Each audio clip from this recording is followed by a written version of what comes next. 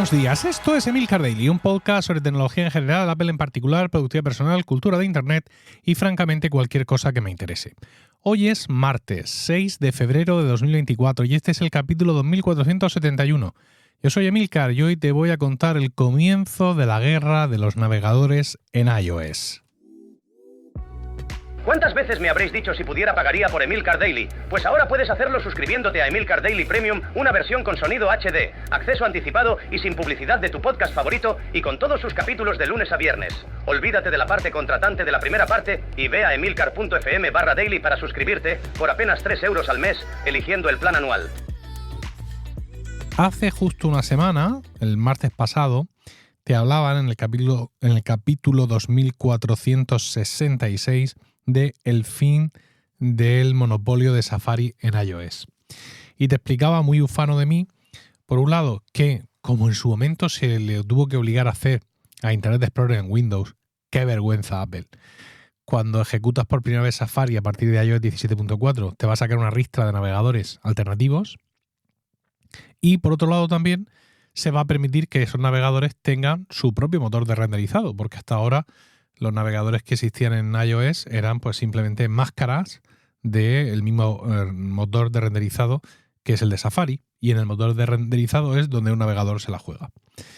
Bueno, estas medidas, todo lo anunciado por Apple con respecto a los navegadores, a las tiendas de aplicaciones, todas estas cosas que nos han ocupado en la última semana, ya he comentado que no son un punto y final. Yo creo que más bien son un comienzo.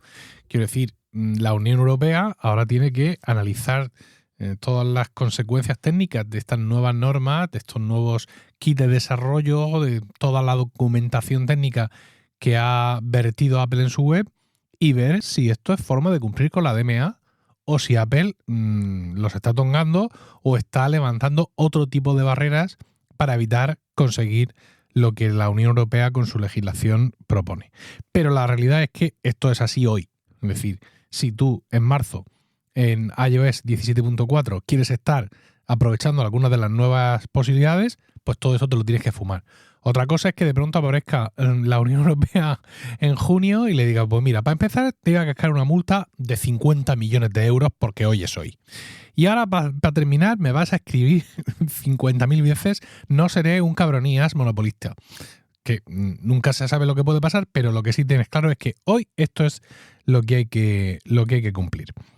Y al igual que ya hay mucha gente quejándose, y ya lo he recogido yo en el Daily, de todos estos temas y de estas normas que Apple ha puesto, que al final, y además Apple, ya lo dije, de una forma muy mezquina, diciendo las cosas, diciendo que la DMA desprotege a los usuarios y toda esa basura, pues claro, los navegadores de Internet, los que ahora pueden aprovechar estas funcionalidades, fundamentalmente Google con Google Chrome y la Fundación Mozilla con Firefox, pues están que fuman en pipa, porque estas normas les parecen draconianas. Para empezar tenemos si tú quieres construir un navegador propio con un motor de renderizado propio, te han hecho una API, o como de infierno se llame, que es el Browser esto siempre lo digo mal. No sé si es Engine o Engine. Es Engine. Joriclator, me lo has explicado 1000 veces, pero es que, venga, voy con Engine. Browser Engine Kit. Entonces, para poder usar esto, te lo tienen que aprobar, ¿no? Es como cuando quieres hacer una App Store y Apple te tiene que dar permiso y además te tiene que dejar un aval de $1 millón, ¿vale? Pues algo parecido. Es decir, tienes que pedirlo, por favor, que te dejen usarlo. Y esto es tanto si quieres crear un navegador, como si quieres usar otro motor de renderizado en el navegador integrado de tu app. Vamos a pensar que hay muchas apps que usan un navegador integrado. Por ejemplo, Twitter. Tú en Twitter abres un enlace y se abre en un navegador dentro de la propia Twitter, que en este caso es siempre Safari. Pero luego tienes otro botón para salirte y abrirlo en Safari realmente, ¿no? Entonces, si por lo que sea Twitter quisiera que esto se hiciera en Firefox, también tiene que cumplir con todas estas historias. Nadie va a usar esto, evidentemente, con todos estos condicionantes técnicos, salvo las aplicaciones de Google, que van a querer usar integradamente también el motor de Google Chrome. No hay nadie que se vaya a meter en estas historias. La segunda cosa Bueno, no sé si segunda, si tercera, no sé, no trato de hacer una lista numerada. Otra cosa es que esto es exclusivamente para la Unión Europea.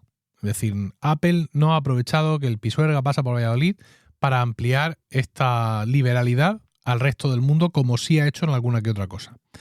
¿Eso qué significa? Pues que tienes que tener dos aplicaciones a la vez. Tienes que mantener dos aplicaciones a la vez. Una para la Unión Europea con tu propio motor de renderizado y otra para el resto del mundo, simplemente siendo el marco del motor de renderizado de Apple. Y ahí, claro, esto no es fácil de hacer, el tener que mantener dos aplicaciones simultáneamente. Como ya he dicho, Mozilla y Google están cabreadísimos y yo me debato ante unirme con ellos y pedir que enciendan mi antorcha o no hacerlo. ¿Por qué? Porque los motivos de los enfados son muy distintos y no siempre están alineados con la libertad de elección de los usuarios. Por ejemplo, Mozilla ha dicho en palabras de su portavoz, Damiano De Monte, que las propuestas de Apple no dan a los consumidores opciones viables, al hacer que sea lo más doloroso posible para otros proporcionar alternativas competitivas a Safari. Este es otro ejemplo de cómo Apple crea barreras para evitar una verdadera competencia de navegadores en iOS. Apple haciendo amigos continuamente. Esto es, o sea, me recuerda tanto a la Microsoft de aquellos tiempos que me dan arcadas. Por otro lado, partes de estas medidas son buenas. Quiero decir, Apple, dentro de las condiciones, de las muchas condiciones que pone, para los navegadores hay cosas que le pide que tú dices, oye, pues muy bien, haces muy bien. Sí. Hace muy bien Apple en exigir esto. Por ejemplo, cierto nivel de soporte de los estándares web. Compromiso para corregir las vulnerabilidades de seguridad rápidamente. Proteger la privacidad del usuario mostrando las indicaciones de consentimiento estándar para acceder a cosas como la ubicación. Ya comentamos en su momento que Apple se comprometía a dejar abierta esa parte del sistema para los futuros navegadores, ¿no? Es decir, claro, todo esto se hace vía sistema operativo. Entonces, por mucho que se comprometa Firefox, si Apple le cierra la puerta, ya tal. Entonces, Apple se comprometió a hacer esto y le exige a los navegadores el mismo compromiso, ¿no? El permiso para usar la cámara, permiso para usar el micrófono, la localización, todas estas cosas. Y luego, ojo con esto, dice que no se va a permitir a los navegadores sincronizar las cookies y el estado entre el navegador y cualquier otra aplicación, incluso otras aplicaciones del desarrollador. Esto es una medida anti-Google, que claro, ya le gustaría poder hacer esa sincronización entre lo que el usuario está navegando en Google Chrome y sus aplicaciones de Google que tiene instaladas en el mismo dispositivo, ¿no? Gmail, Google Calendar y todo este tipo de historias. Claro, Google por esto se queja, ¿no? Entonces, pues, que se queje Mozilla por las cosas que se queja me parece bien, pero que se queje Google me parece bien, pero en otro sentido. Es decir, sí, quéjate que no te están dejando tejer tu red, ¿no? Pero bueno, en cualquier caso, insisten que estas medidas tan restrictivas van encaminadas a no dar una libertad real a los usuarios y espera que la Unión Europea tome cartas. Y claro, es que también tienen razón. Es que, por otro lado, cuando el mismo día que Apple lanzó la nota de prensa, hubo mucha gente que decía que muy bien por la libertad, pero que ojito con lo que seas, no sea que se te cumpla. ¿Por qué? Porque iOS es una plataforma que concentra un gran porcentaje de la navegación móvil, igual que ahora ya menos. Pero en su momento ocurría que los que escuchaban podcast en un teléfono lo hacían en un iPhone, ¿vale? No es que la peña con Android no quisiera escuchar podcast, pero los números eran esos, muchos años, de iTunes, Apple Podcast, es decir, una gran tradición ahí, ¿no? Entre esos usuarios, mientras que los de Android se tenían que buscar las habichuelas porque no tenían una forma amanosa, hasta que apareció Spotify, ¿no? Pues exactamente pasa igual con la navegación móvil. Por lo que sea, los usuarios de iOS son más tendentes a navegar en el móvil que los usuarios de Android. Entonces, claro, Safari se ha convertido pues, en una suerte de último reducto. Último reducto de que el único sitio donde Chrome no arrasa. Porque Google Chrome, tiene una tasa de implantación en el mundo absolutamente demencial. Como Internet Explorer en su momento. Entonces, claro, en iOS no arrasa porque no puede.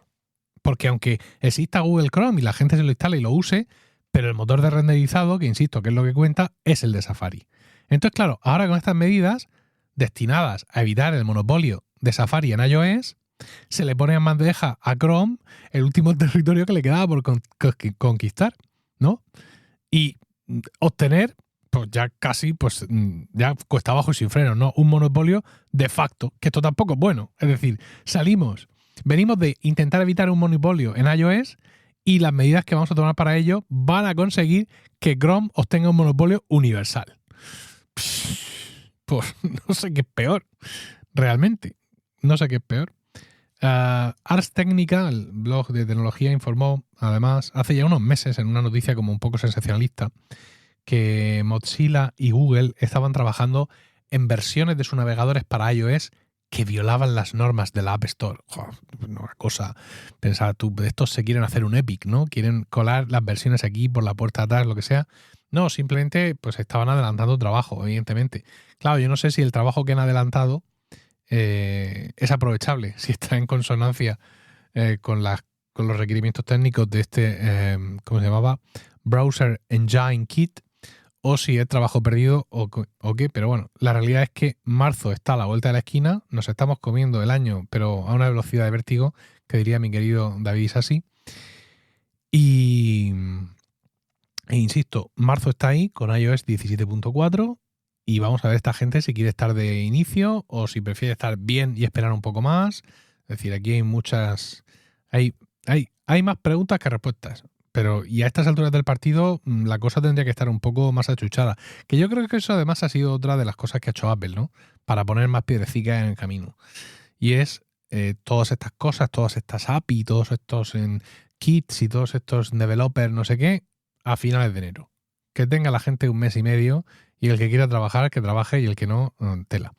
Pero bueno, al final estas cosas tampoco es el que llega primero, sino el que llega convenientemente, ¿no? Si Mozilla o Chrome por llegar el día del lanzamiento hacen trabajos poco finos y entras y se cuelga y no te carga y no sé qué y no funciona, pues al final la gente difícilmente les va a dar una segunda oportunidad y va a seguir usando Safari, que además es lo que hago yo. Quiero decir, yo soy un chico 100% Safari. Yo uso Safari en el Mac y uso Safari por supuesto en el iPhone.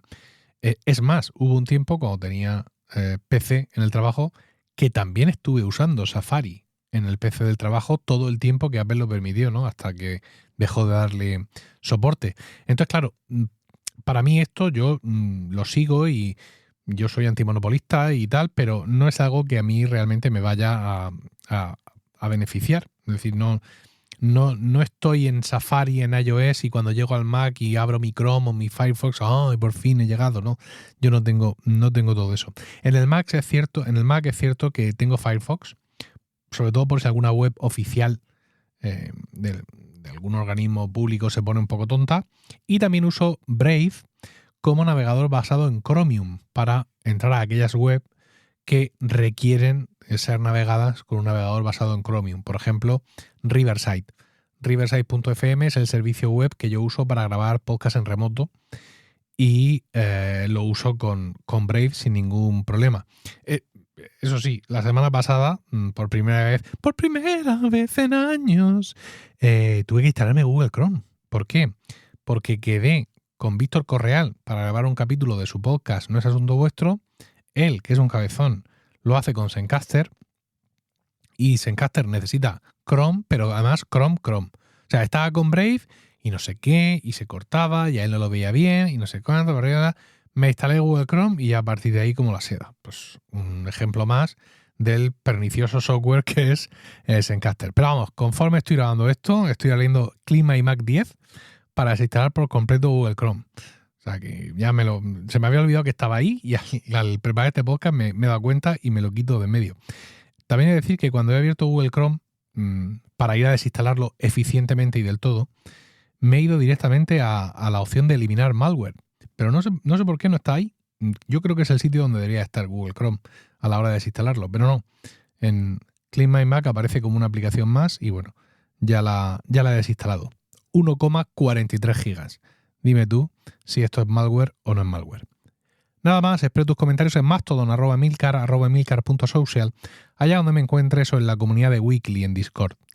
Si quieres apoyar a este podcast, suscríbete a Emilcar Daily Premium desde emilcar.fm/daily, como están haciendo tantos y tantos oyentes, y recibe, entre otras cosas, todos sus capítulos, de lunes a viernes. Que tengas un fantástico martes, un saludo y hasta mañana.